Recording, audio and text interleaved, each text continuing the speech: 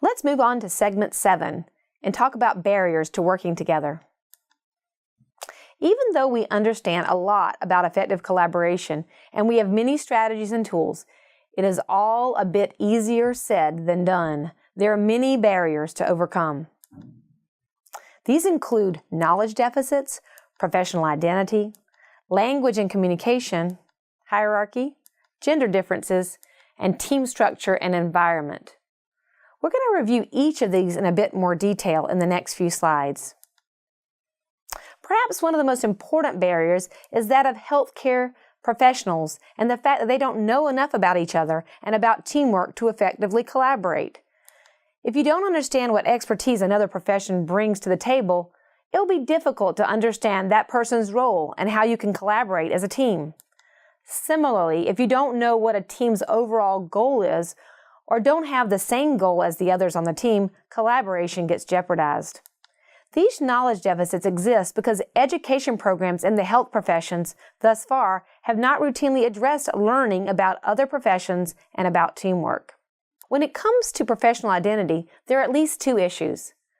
Siloed teaching of individual professions contributes to lack of a shared language, lack of shared mental models, and communication failures. In-group versus out-group distinctions cause people to identify with others in their own professional group and see the in-group in a more favorable way. Physicians are traditionally viewed as the top of the hierarchy and may not have been socialized to solicit or to listen to input from others, so hierarchy is certainly a major barrier. Physicians believe that they are collaborative, but studies show that others on the team often don't perceive them that way. As a result, other team members often feel less comfortable and not empowered to voice concerns or contribute opinions. This is not an issue that is unique to the position of physician. Issues around hierarchy and power exist between other professions as well. Everyone tends to think that they are not respected as much as they respect others.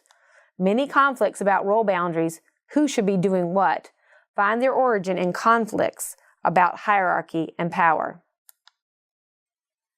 When you talk about gender differences, the expectations of demeanor and communication and their style vary by gender.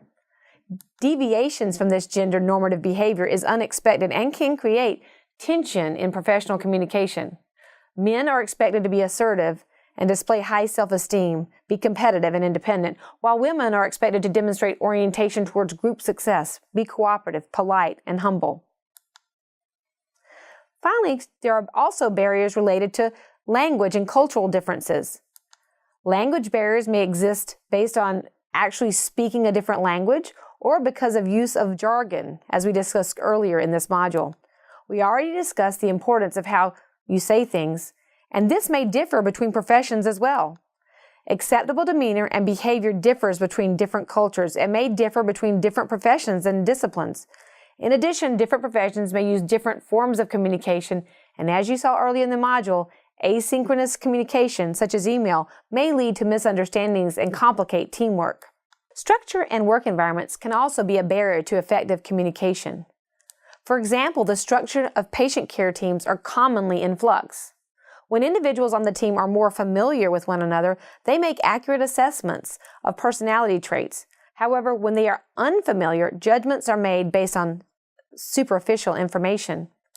The physical environment can also influence communication and workflow in various ways. For example, if there's no space for a team to meet, it can be difficult to have effective communication. In general, lack of institutional support can create a significant barrier to teamwork. If the institution does not believe that teamwork is important or enable teamwork to take place, it can be hard for a team to function. Now a question. Interprofessional collaboration can be challenging because people with different professional backgrounds, A, may have different goals, B, often lack a shared language, C, don't feel equally empowered to speak up, D, may not understand the roles of others, or E, all of the above. If you chose E, you're correct. All these are examples of potential barriers to interprofessional collaboration. Now for our key learning points. There are many complex barriers to effective interprofessional communication and collaboration. Awareness of these barriers and anticipation of challenges can really improve collaborative practice.